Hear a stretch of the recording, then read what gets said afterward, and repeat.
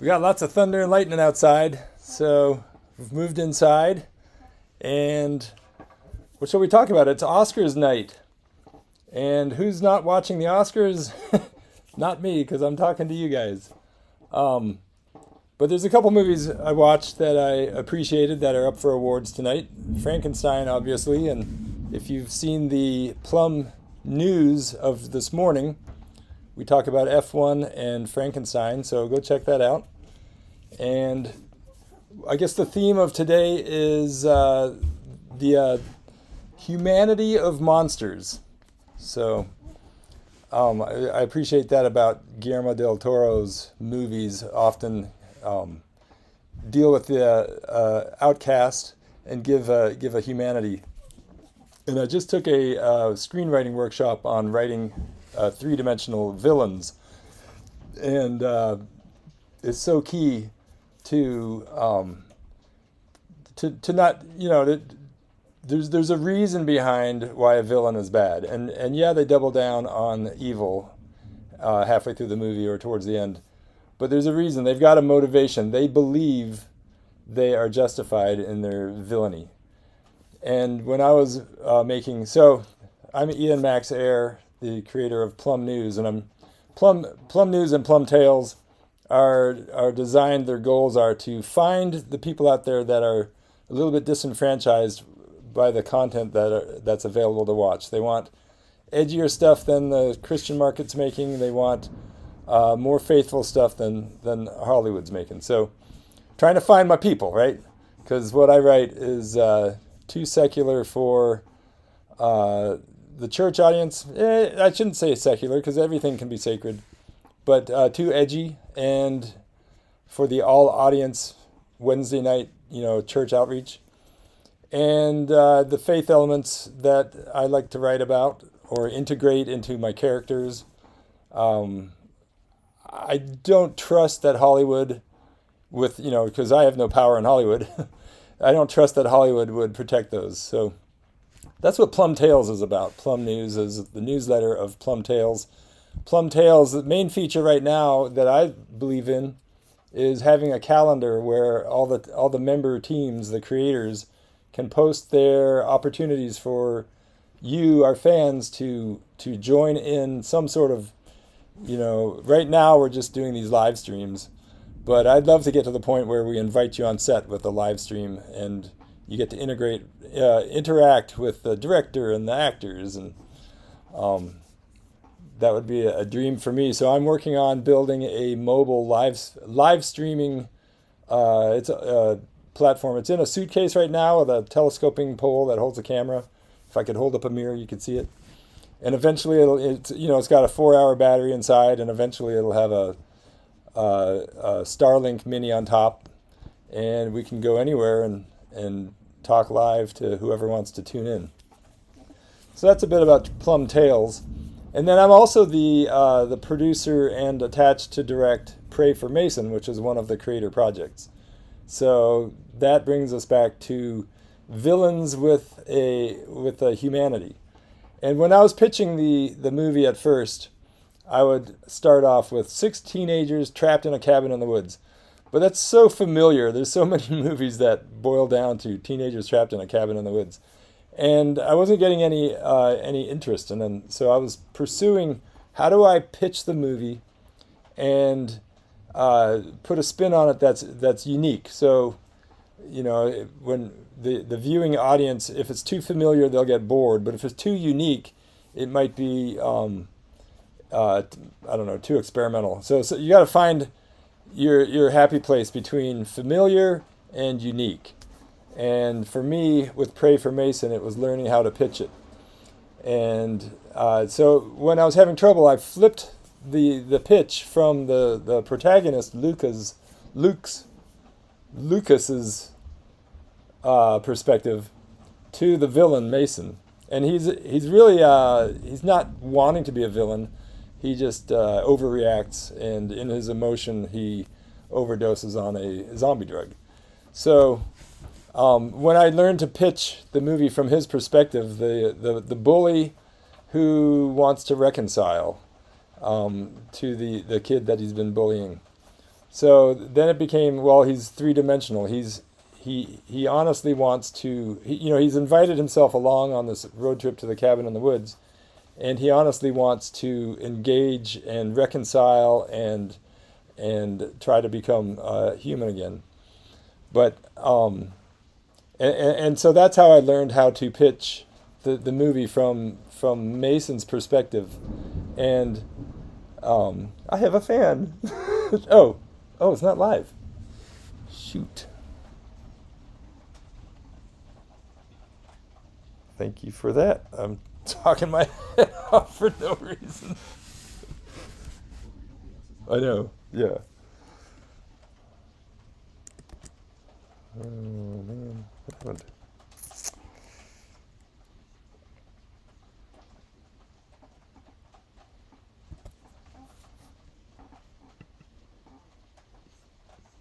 It was live, just no picture. Oh, you could hear it? Yeah. Oh, so we're still talking.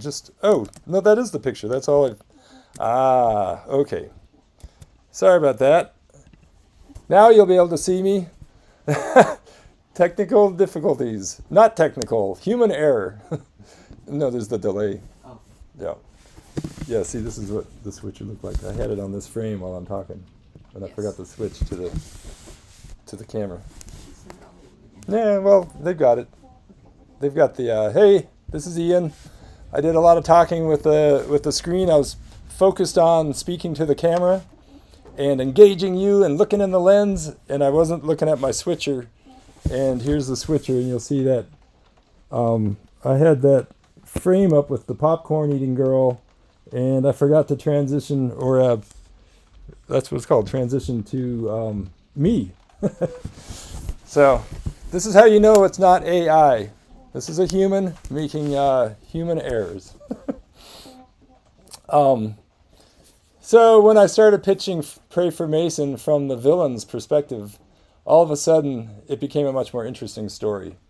And we've gone through all kinds of log lines, and the history of Pray for Mason it's probably going on 10 years old now. If you start with Brandon having the idea, engaging with a writer on LinkedIn, and then contracting with her to write it, and then after that period of time, inviting me to give notes. He liked my notes and asked me if I wanted to direct it. And to that point in my career, everything I'd written had 30 cast, 30 locations, and too logistically complicated as a first project. And every project I was attached to that the budget grew over $1 million US, I'd be asked to step down because I don't have a track record with feature films as a director. So when Brandon proposed that, or was offering for me to direct this movie that's 6 characters in pretty much one location, then, and for well under $1 million, then I got excited that this is the project I want to sink my teeth into. And I connect with the main character, Lucas, because he's kind of a somewhat sheltered, maybe he's a homeschooled kid, and he's not been tested in the ways of the world in many ways, which there's nothing wrong with that. But that was kind of my upbringing. I wasn't homeschooled, but I grew up sheltered from pop culture and didn't have a television until I was we didn't have a TV in the house till probably I was 10. And we just didn't go to movies, and my parents were kind of the boycott Hollywood types. And so now I've gone off the deep end, and I love the medium because well, for me personally, every hobby can be combined into the film medium.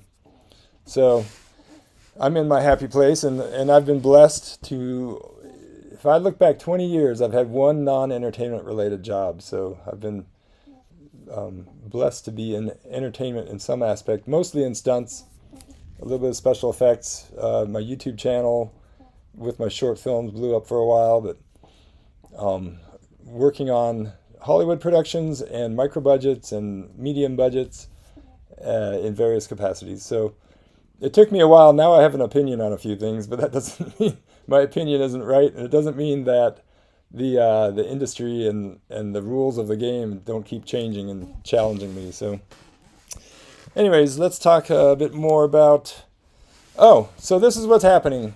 This morning, we PlumbTales, Plum News announced, if you read the 3% flywheel section, that Pray for Mason is launching something called hashtag Own a Frame. And in my brainstorming on why independent films don't make a profit, so 97% of independent films don't make a profit. And in my estimation, from my research, part of that is due to lack of marketing spend, and the other part of that is making the movie before finding the audience. So I've decided that I'm going to experiment with building audience first. And my audience right now, my email list is 500. On LinkedIn, I've got maybe 1,800, but I haven't tried to reach them. On Facebook, I've got a couple thousand. But if you think about the marketing statistics of maybe 1% buying something you're selling, it's not enough to finance a feature film. So if you go to prayformason.com, P-R-E-Y, formason.com, F-O-R, it'll take you to a page where we're selling each frame of the movie for $5.99. And $2 of that will go to production, $2 to marketing, because it is going to take some marketing to reach the number of people we need to finance a feature film. Probably $1 will go to overhead, taxes, crowdfunding fees, all that kind of thing. And $1 will go to a screening party, and the tickets are $1. If you go through Eventive or Kinema, there's various companies that do online distribution that you can self-distribute, and they have the security for the videos. So I'm going to go with Eventive, because Eventive was created in Memphis for the Indie Memphis Film Festival. So I'm trying to make this a Memphis-based movie. Our location for the short, Pray v. Pray, was shot here in Memphis, and the location we've found for the feature is in Eads, Tennessee, about 30 minutes east. So hashtag Own a Frame. In a 90-second teaser, which will be our first step, and I should back up a little bit. We have a teaser, but it's not. It could be better. We have a short film called Pray v. Pray, and when we were shooting it, we ran out of time to finish the script, finish shooting the pages. So it's missing a redemptive ending, and it's not the movie I want to put out there without the redemption. And the redemption in Pray for Mason, if you're curious, is love conquering fear. So when the monster shows up, the teens in the cabin, their first instinct is to react with fear, self-preservation, and to barricade the house and try to keep the monster out. But over time, Lucas is challenged to consider, instead of defeating or destroying the enemy in self-defense, what if they try to understand Mason? What's going on? Why is he acting this way when he started off trying to be nice, even though that's an imperfect effort? And so as they learn about the drug Flocka Z, this zombie drug that's going around the community, they start to put two and two together, and they think, well, the symptoms are, if Mason is on this Flocka Z, and the symptoms are overheating, super strength, and that seems to be what Mason is exhibiting, what if they capture him and hose him down and at least stop his brain from melting? So that's their version of loving their enemy who's trying to eat them. They're trying to capture him and hose him down so that he gets back in his right mind, and they can hopefully have a reasonable conversation with him and win the day. So, where was I? Marketing. Own a Frame. So, two things are going on. One is, in a 90-second trailer or teaser, there's 2,160 frames at 24 frames per second. So we're starting small. That's our first goal, is to sell that many frames and use the money to make a 5.1 sound, nicely colored and graded teaser with the existing footage. And then after that, we're going to plan a 1-day reshoot so that we can finish Pray v. Pray as a 10 or 12 minute short film that's theater ready with a 5.1 sound. And we're picking a date around May 31st. And we're working backwards from the date. So that's giving us the urgency we need to gather the troops and do a reshoot. And then I thought it'd be fun if we ran a contest. So next Sunday we'll get the details out on this contest for the Act 3 redemption. So it's not a script contest.